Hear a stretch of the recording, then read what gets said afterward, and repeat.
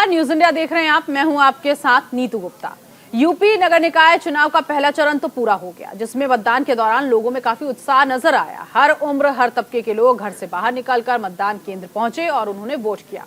पहले चरण के बाद अब दूसरे चरण की तैयारियां तेज हो चुकी हैं। चुनावी मैदान में उतरे सभी उम्मीदवार लगातार जनसंपर्क में जुटे हुए हैं, जनता से अपने पक्ष में मतदान की अपील कर रहे हैं। उत्तर प्रदेश के मुख्यमंत्री योगी आदित्यनाथ की बात की जाए तो योगी आदित्यनाथ समेत कई दलों के दिग्गज लगातार अपने प्रत्याशियों के पक्ष में जनसभाएं कर रहे हैं।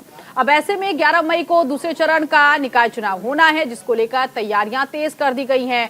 जनसंपर्क किए जा रहे हैं लोगों के बीच जाकर, क्योंकि कहा जा रहा है कि ये जो निकाय चुनाव है वो सेमीफाइनल है लोकसभा चुनाव का।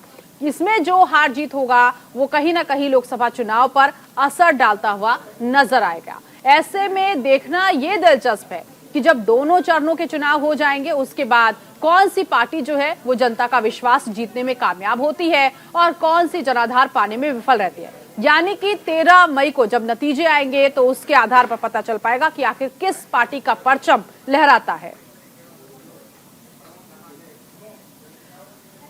हरदोई की टडियावा थाना इलाके के गोपामऊ कस्बे में दो पक्षों में झड़प देखने को मिली। दरअसल गोपामऊ में मतदान के दौरान दो पक्ष आमने सामने आ गए थे, वहीं चुनाव के बाद टकराव और पथराव देखने को मिला। इस घटना में एक पक्ष के 4 लोग घायल हो गए, जिन्हें इलाज के लिए अस्पताल पहुंचाया गया। फिलहाल मामले पर कार्रवाई चल रही है।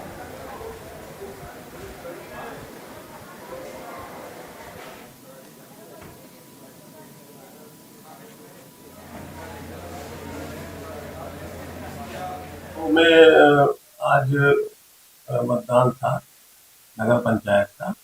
मतदान प्रक्रिया पूर्ण होने के पश्चात टीमें सारी स्ट्रांग रूम को चली भी गई थी।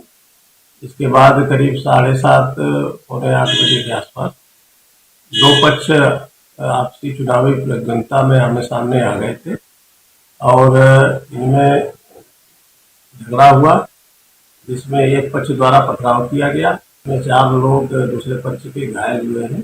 इसमें चिन्हित कर लिया गया है जो पथराव करने वाले हैं, चिन्हित करके कार्रवाई की जा रही है।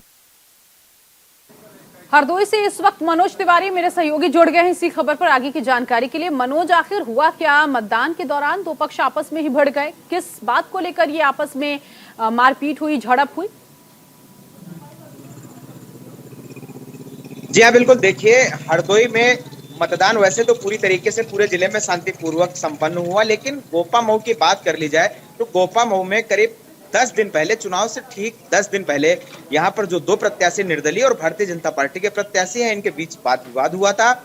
निर्दलीय प्रत्याशी के विरुद्ध भारतीय जनता पार्टी के प्रत्याशी ने मुकदमा भी पंजीकृत कराया था और जब चुनाव संपन्न हुआ है, चुनाव संपन्न होने के बाद दोनों ही प्रत्याशियों के जो समर्थक थे वो जा रहे थे, आमने सामने हो गए और किसी बात पर हुटिंग हुई। हुटिंग होने के बाद विवाद हो गया, विवाद के बाद पथराव हुआ है। इस पथराव का लाइव वीडियो भी सामने आया है जो बता सकता है कि किस तरह से ये लोग आक्रोशित थे और कितनी देर तक यहाँ पर जो है पत्थरबाजी हुई है, पथराव हुआ है। हालांकि इस पूरे मामले में पुलिस ने FIR दर्ज कर ली और कार्यवाही की बात कह रही है, लेकिन जिस तरह से पथराव हुआ है चुनाव से ठीक पहले, उस तरह पर पुलिस पर भी एक सवालिया निशान खड़ा हो रहा है कि चुनाव के ठीक बाद कस्बे को छोड़ देना, जो कि बड़ा सेंसिटिव कस्बा है, और वहां पर छोड़ देना ये बड़ा सवाल पुलिस पर भी है। ठीक है, बहुत शुक्रिया मनोज इस जानकारी के लिए।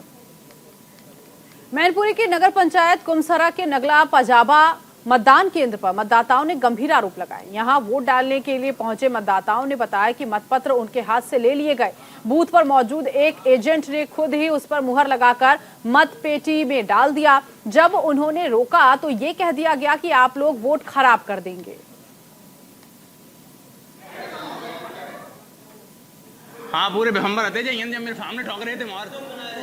मैनपुरी से सहयोगी प्रमोद झा इस वक्त जुड़ गए हैं। प्रमोद, क्योंकि कल हम लोग भी जब पहुंचे थे तो अलग अलग जगहों से शिकायतें आई थी और जिस तादाद में लोग पहुंचे थे वोटिंग सेंटर पर, वोट परसेंट इस बार गिरता हुआ नजर आ रहा है। लेकिन जो हम तस्वीर इस वक्त देख रहे हैं कि यहाँ पर खुद मतपेटी में ही वोट डाल दिया गया और कहा जा रहा है जो मतदाता हैं कि आप वोट खराब कर देंगे। ये बदइंतजामी क्यों थी वहां पर? देखिए नीतू, बता दूं कि ऐसा 1-2 पोलिंग पर देखने को मिला है, जहां दूसरे जो प्रत्याशी हैं, जो दूसरी पार्टी के जो खड़े हुए थे प्रत्याशी, उन्होंने आरोप लगाए हैं कुछ लोग जो है वहां पर धांधली करते हुए दिखाई दे रहे हैं। इसी तहत एक दो मतदाता जो थे वो भी जब बूथ पोलिंग पर पहुंचे तो उनके हाथों से पर्ची लेने का मामला संज्ञान में आया है। हालांकि अधिकारियों से जब इस सब मामले पर बात की तो चुप्पी साधते हुए नजर आए, कुछ भी कहा नहीं है उन्होंने। जो प्रत्याशी थे दूसरी पार्टी के, उन्होंने जो है चुनाव आयोग को एक शिकायती पत्र दिया है। अब देखते हैं उस पर क्या एक्शन होता है। फिलहाल ये जो यहाँ के जो अधिकारी हैं वो इस मामले पर बोलने को तैयार नहीं है। ठीक है, बहुत शुक्रिया इस जानकारी के लिए। उधर यूपी के महोबा में दूसरे चरण में निकाय चुनाव होने हैं। ऐसे में सभी पार्टियां अपने उम्मीदवारों की जीत का दावा पेश करते हुए जनसंपर्क कर रही हैं। दूसरी तरफ महोबा सदर से अध्यक्ष पद के लिए निर्दलीय प्रत्याशी के रूप में उतरे भूपेंद्र साहू ने दूसरे प्रत्याशियों के समीकरण बिगाड़ते हुए उनके चेहरों में चिंता की लकीरें बढ़ा दी है। सदर सीट के लिए अखिलेश यादव ने पहली बार मुस्लिम चेहरे पर दाव लगाया है। हालांकि कुछ सीटों पर नए चेहरों को उम्मीदवार घोषित किए जाने से समाजवादी पार्टी में घमासान शुरू हो गया। बता दें, इस बार महोबा नगर पालिका परिषद की सदर सीट पिछड़े वर्ग के लिए रिजर्व है। यहां कुल मतदाता 73,763 से ज्यादा हैं। इनमें 24% मुस्लिम मतदाता हैं।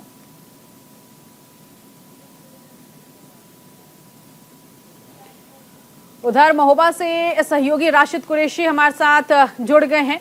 राशिद, जिस तरह से नया चेहरा जिस पर दाव लगाया गया है, पिछड़ा वर्ग कहा जा रहा है कि यहाँ पर सबसे ज्यादा है, लेकिन मुस्लिम चेहरे पर दाव लगाया गया है। किस तरह की तैयारियां वहां पर आप देख रहे हैं दूसरे चरण को लेकर? जी बिल्कुल, बता दें कि महोबा में जो दूसरे चरण में चुनाव होना है उसको लेकर तैयारियां ये स्तर पर है। जो प्रत्याशी है, चाहे वो सपा से हो, बसपा से हो, बीजेपी से हो, निर्दलीय हो, वो लगातार डोर टू डोर जाकर जनसंपर्क कर रहे हैं और अपने अपने वादे जो उन्होंने एजेंडे में शामिल किए हैं वो लोगों से बता रहे हैं ताकि उनके पक्ष में मतदान हो सके। वहीं पर एक प्रत्याशी है जो भूपेंद्र साहू, उनके जो जनसंपर्क है, लगातार जनसंपर्क में जन सैलाब उनके साथ देखा जा रहा है। और कहीं ना कहीं इनके द्वारा जो किए गए, जो उनके साथ जो व्यापारी वर्ग जुड़ा हुआ है, तो कहीं ना कहीं इनका जो प्रचार है, प्रसार है, इनका जनसंपर्क है, इनकी वजह से जो पार्टियां, विपक्षी पार्टी हो या सत्ता पक्ष की पार्टियां हो, उनके समीकरण बिगड़े हुए हैं। वहीं भाजपा की बात करें तो भाजपा ने अभी कल ही 2 दिन पहले यहाँ पर डिप्टी सीएम यहाँ महोबा आए थे और अभी प्रभारी मंत्री थे वो महोबा आए थे। लगातार रैली के माध्यम से अपने पक्ष में सरकार की जन कल्याणकारी योजनाओं का हवाला देकर मतदान करने की अपील कर रहे हैं। वहीं बसपा से देखा जाए तो मोहम्मद जो समद राय ने बसपा से यहाँ बसपा ने अपना उम्मीदवार बनाया है, वो भी लगातार डोर टू डोर जनसंपर्क कर अपने पक्ष में मतदान करने की अपील कर रहे हैं। ठीक है, बहुत शुक्रिया इस जानकारी के लिए। उधर यूपी के जल शक्ति मंत्री स्वतंत्र देव सिंह बांदा पहुंचे। यहां उन्होंने बीजेपी प्रत्याशी के समर्थन में प्रबुद्ध वर्ग सम्मेलन को संबोधित किया। स्वतंत्र देव सिंह ने योगी सरकार और केंद्र सरकार की उपलब्धियों को गिनाया और उन्होंने कहा कि डबल इंजन की सरकार को अब ट्रिपल इंजन की सरकार बनाना है। यदि विकास की रफ्तार तेज करनी है तो नगर पालिका के चुनाव में बीजेपी के प्रत्याशियों को विजयी बनाएं।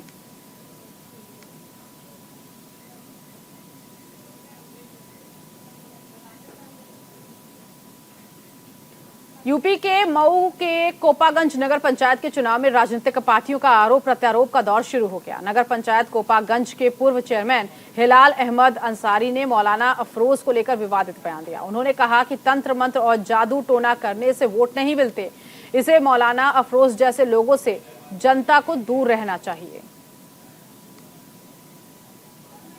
तो उम्मीदवारों के बीच जुबानी जंग तेज हो गई है। ऐसे में चाहे वो बीजेपी हो या फिर समाजवादी पार्टी एक दूसरे पर आरोप प्रत्यारोप लगा रही है। जिस नरसद की आप बात कर रहे हैं, उनके दादा 35 साल इस शहर के चेयरमैन रहे, 5 साल विधायक रहे, उनकी वालदा 5 साल चेयरमैन रही। उनके ज़िंदगी से मैं हराते हुए चला आ रहा हूँ। जब इकबाल चेयरमैन साहब जिंदा थे तब भी मैं उनको हराया, उनके वालिद मोहतरम जिंदा थे, उनकी वालदा थी, तब भी मैं हराते हुए चला आया हूँ। और आज तो ये बच्चा है, बिल्कुल इसको राजनीति का ना ककहरा आता है, ना राजनीति के बारे में ये कुछ जानता है। इससे तो मैं अपनी कोई लड़ाई ही नहीं मानता। अब मौलवी अफरोज की जहाँ तक बात है, वो एक मदारी की हैसियत से है, मदारीपना कर रहा है। वो तांत्रिक भी है, तंत्र मंत्र से लोगों का वोट लेना चाहता है, तो तंत्र मंत्र से वोट नहीं मिलता। देखिए जो इस बीच मऊ से सहयोगी हिमांशु शर्मा हमारे साथ जुड़ गए हैं। हिमांशु, जिस तरह से आरोप प्रत्यारोप लग रहा है, वहां पर चुनाव का असर जो है वो किस तरह का है वो हम समझेंगे। लेकिन देखिए जिस तरह से मऊ में इस वक्त चुनाव को लेकर एक दूसरे पर आरोप जो है वो मढ़े जा रहे हैं। फिलहाल सहयोगी से संपर्क टूट चुका है। लेकिन उधर उत्तर प्रदेश के योगी आदित्यनाथ की अगर बात करें तो मुख्यमंत्री योगी आदित्यनाथ ने सुल्तानपुर में चुनावी जनसभा को संबोधित करते हुए अखिलेश सरकार का नाम लिए बिना उन पर तंज कसा। उन्होंने कहा 2017 के पहले प्रदेश में जंगल राज था, अराजकता का तांडव होता था, व्यापारियों से वसूली की जा रही थी।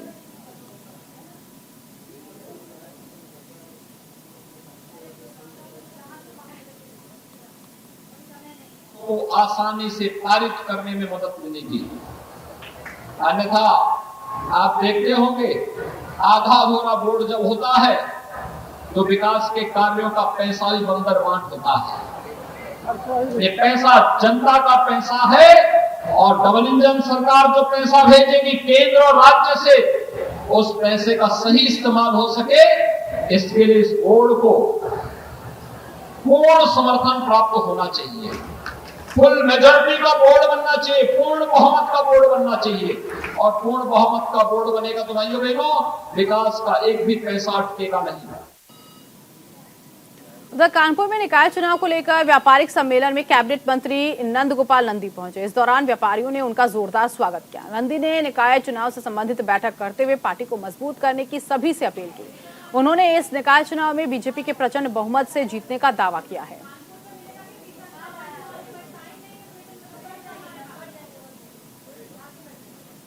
देखिए, इस तरह की जो अनाप शनाप मांगे या अनाप शनाप बातें करते हैं, हिंदुस्तान को प्यार करने वाला हर व्यक्ति, हिंदुस्तान की तरक्की देखने वाला हर व्यक्ति, हिंदुस्तान की ऊंचाई भी देखने वाला हर व्यक्ति 2014 से बदले हुए परिवेश में भारतीय जनता पार्टी के साथ है। आदरणीय प्रधानमंत्री नरेंद्र मोदी जी के साथ है। 2014 उठा के देखिए, 2017 उठा के देखिए, 2019 उठा के देखिए, 2022 देखिए।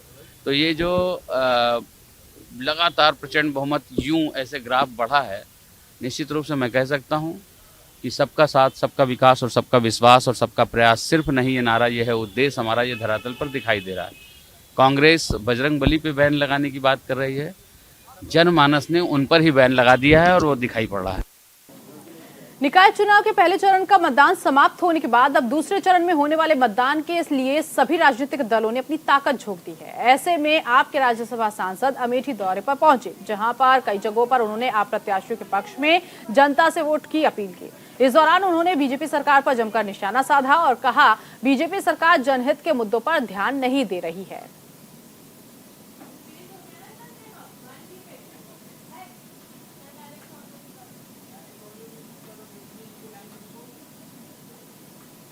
अमेठी से सहयोगी लोकेश इस वक्त मेरे साथ जुड़ गए हैं। लोकेश, अगर अमेठी की बात की जाए तो यहाँ पर चुनावी माहौल किस तरह से नजर आ रहा है? जी, आपको बता दूं कि अमेठी में सारी पार्टियां अपने जो है प्रत्याशियों के लिए लगातार जो है पूरे दम के साथ लगी हुई है। और जो है जितनी भी पार्टियां हैं सभी के प्रत्याशियों से लेकर शाम तक जो पार्टियों के नेता है वो अभी कहीं ना कहीं गिरीश चंद्र के जो है प्रभारी जो है वो भी है और यादव वो बीजेपी करने का प्रयास कर। ऐसे तमाम प्रतिदिन लगातार का दौरा जो है चाहते हैं उनकी जो है रहे हैं कहीं बड़ा ही दिलचस्प। ठीक है, बहुत शुक्रिया फिलहाल इस जानकारी के लिए। तो कुल मिलाकर अमेठी में भी चुनावी माहौल देखने को मिल रहा है। उधर नगर निकाय चुनाव में 100% जीत सुनिश्चित करने के लिए सूबे के मुखिया योगी आदित्यनाथ ने बुलंदशहर में भारत माता की जय के साथ अपना संबोधन शुरू किया और नगर पालिका परिषद और नगर पंचायत चुनाव में प्रतिभाग करने वाले बीजेपी के प्रत्याशियों के लिए जन समर्थन भी मांगा है। बुलंदशहर की जनता को सुरक्षा का भरोसा और कानून का राज स्थापित करने का वादा किया।